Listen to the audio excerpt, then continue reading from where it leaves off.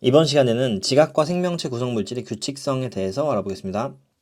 일단 먼저 지각과 생명체의 구성 원소에 대해서는 외워줘야 되는데, 지각을 구성하는 원소의 질량비를 보면은 산소가 가장 많은 모습을 볼 수 있죠. 그리고 생명체도 마찬가지로 산소가 제일 많아요. 그래서 이 두 가지는 공통된 요소이다. 그리고 두 번째로 지각에는 규소가 그 다음으로 많죠. 지각에는 산소와 규소가 제일 많은데, 그 이유가 뭐냐면 규산염 광물들이 매우 많기 때문이에요. 그리고 그 다음으로는 알루미늄과 철이 많다. 밑에 생명체에는 산소가 가장 많죠. 산소가 가장 많은 이유를 생각해보면 생명체에는 물이 굉장히 많이 들어있어요. 그런데 물의 질량이 대부분은 산소에 의해서 결정이 돼요. 그래서 산소가 제일 많다. 그리고 다음으로는 탄소인데, 생명체를 구성하는 모든 유기물들은 전부 탄소 화합물이에요. 그렇기 때문에 탄소가 많을 수밖에 없는 거죠. 그 다음으로는 수소, 질소가 있다. 그리고 추가적으로 알아주면 좋은 거는 지구를 구성하는 원소의 질량비예요. 지구 전체를 구성하는 원소의 질량을 높은 순서대로 나타내면 철이 가장 많고, 그 다음 산소, 그 다음 규소, 마그네슘이 있어요. 그래서 이것까지 알아주면 좋아요. 지구 표면을 덮고 있는 지각과 지구 전체를 가리키는 이 지구의 질량비를 구분해 주는 것도 중요해요.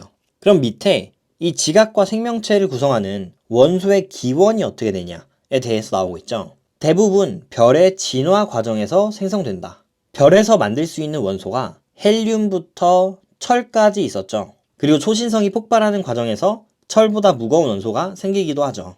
그런데 위에 나와 있는 원소들의 대부분은 이 헬륨부터 철까지에 해당한다. 그리고 밑에 지각과 생명체를 구성하는 물질의 결합 규칙성에 대해 나오는데, 가장 핵심 포인트는 기본 단위체가 존재하고 이들이 반복적으로 결합한다는 거예요. 예를 들어서 규산염 광물 같은 경우는 규산염 삼연체들이 반복적으로 결합해서 생겨요. 그리고 추가적으로 단백질 같은 경우는 아미노산이 반복적으로 결합해서 생기고, 핵산 같은 경우는 뉴클레오타이드가 반복적으로 결합해서 생겨요. 이제 이런 내용들에 대해서 쭉 배울 거예요. 다음 페이지로 넘어갈게요. 방금 말씀드렸듯이 이런 규산염 광물은 규산염 삼연체라는 거를 기본 단위체로 해서 일정한 규칙에 따라서 화학적으로 결합해서 만들어진 광물이다. 규산염 삼연체에 대해 보기 전에 규소에 대해서 볼게요. 규소는 일단 14족 원소예요. 14족 원소이기 때문에 원자과 전자가 4개고 4개의 원자와 결합을 할 수 있죠. 밑에 그림도 보면은 지금 전자가 이런 식으로 4개 있는 걸 볼 수 있죠. 그래서 규산염 삼연체는 이 4개의 전자에 각각 산소를 결합시키는 거예요. 그래서 밑에 보이는 규산염 삼연체가 만들어졌다. 규소가 중심에 있고 정삼연체의 구조를 갖고 있어요. 그리고 전하는 마이너스 4가의 음전하라고 나와 있죠. 왼쪽에 있는 산소들은 각각 전자를 2개를 공유해야지 안정해질 수 있어요. 그런데 공유한 전자가 각각 1개밖에 없죠. 이러면은 안정해질 수가 없어요. 그렇기 때문에 외부로부터 전자를 1개씩 얻어와야 돼요.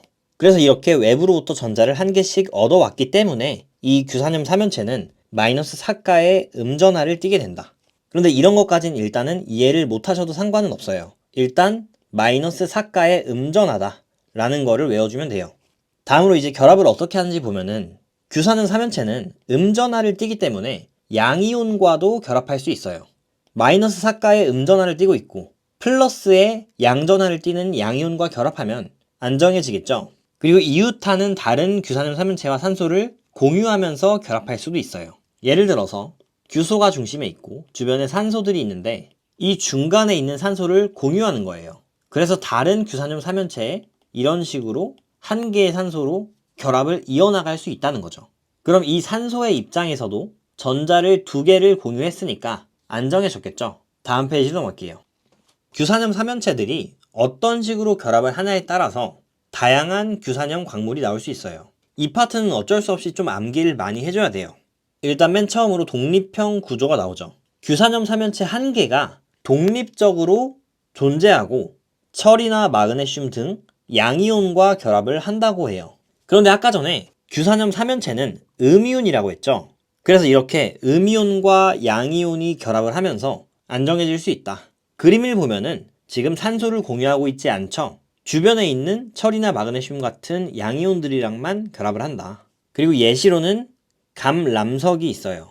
다음으로는 단사슬 구조에 대해서 볼게요. 단사슬 구조는 중간에 있는 산소들을 공유한 모습을 볼 수 있죠. 그래서 이렇게 양쪽으로 산소를 계속 공유하면서 한 줄로 길게 이어진다. 예시로는 휘석이 있어요. 다음으로는 복사슬 구조가 있는데 여기는 단사슬 두 개가 서로 연결되는 거예요. 일자로 이어지는 게 두 줄로 만들어져 있죠. 그래서 복사슬 구조라고 한다. 그리고 예시로는 각섬석이 있어요. 그런데 보면은 독립형 구조의 감람석이랑 복사슬 구조의 각섬석을 많이 헷갈려 해요. 이름이 비슷해서 얘를 외울 때는 독립형 구조는 여기에 지금 리을이 들어가 있으니까 감람석에도 리을이 들어가 있다. 복사슬 구조에는 시옷이 들어가 있으니까 각섬석에도 시옷이 들어가 있다. 이런 식으로 외워주면 편해요. 다음으로 판상 구조를 볼게요. 판상 구조는 말 그대로 판처럼 결합을 한다는 거예요. 하나의 판 모양으로 결합을 했고 산소 결합을 조금 더 많이 하는 모습이 보이고 있죠. 그래서 산소 3개를 공유한다. 예시로는 후금모가 있어요. 다음으로는 망상구조. 망상구조는 산소 4개를 전부 다 공유해요. 그래서 입체적으로 결합한다. 예시로는 장석과 석영이 있다. 그래서 공유하는 산소의 수를 보면 독립형 구조는 산소 공유를 아예 안 하고 단사슬부터 망상까지 오른쪽으로 오면 올수록 점점 더 산소 공유를 많이 하죠. 그래서 밑에 규소에 대한 산소의 개수비, 망상 구조가 제일 작다고 나와 있는데 이 이유는 뭐냐면 산소 공유를 많이 하기 때문에 산소 개수가 많이 필요 없는 거예요. 그리고 독립형 구조는 크다예요. 산소 공유를 아예 안 해요. 그래서 독립형 구조는 규소 대 산소 비율이 그냥 1대 4가 나오는 거예요. 규소 한 개에 무조건 산소가 4개 있는 거죠. 왜냐? 산소 공유를 전혀 안 하니까. 다음으로 단사슬 구조는 1대 3, 그리고 4대 11, 그리고 2대 5, 1대 2까지 외워주면 돼요. 마지막으로 풍화의 강한 정도를 보면 독립형 구조는 가장 약해요.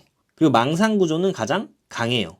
왜냐면 산소 공유를 많이 하기 때문이에요. 산소 공유를 많이 할수록 얘네들이 결합을 강하게 하는 거니까. 이곳저곳 다 손을 붙잡고 있으니까 풍화에 강한 거죠.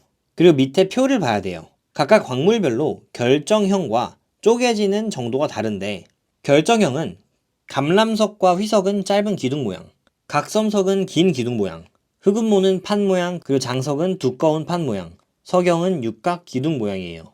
그리고 쪼개지는 것도 한번 연결시켜서 설명을 드리면 흑음모를 한번 볼게요. 흑음모는 결합을 하나의 평평한 판처럼 해요. 위에 그림에 있는 것처럼 이런 식으로 한 판으로 쭉 연결돼서 결합을 하는데 그럼 얘를 쪼개면은 판의 결대로 한 방향으로 쭉 쪼개지는 거예요. 그래서 이렇게 연결이 된다. 그리고 감람석과 석영 같은 경우는 규칙이 없이 그냥 다 깨져버려요. 그리고 나머지는 두 방향으로 쪼개진다 정도로 알아주면 될 것 같아요.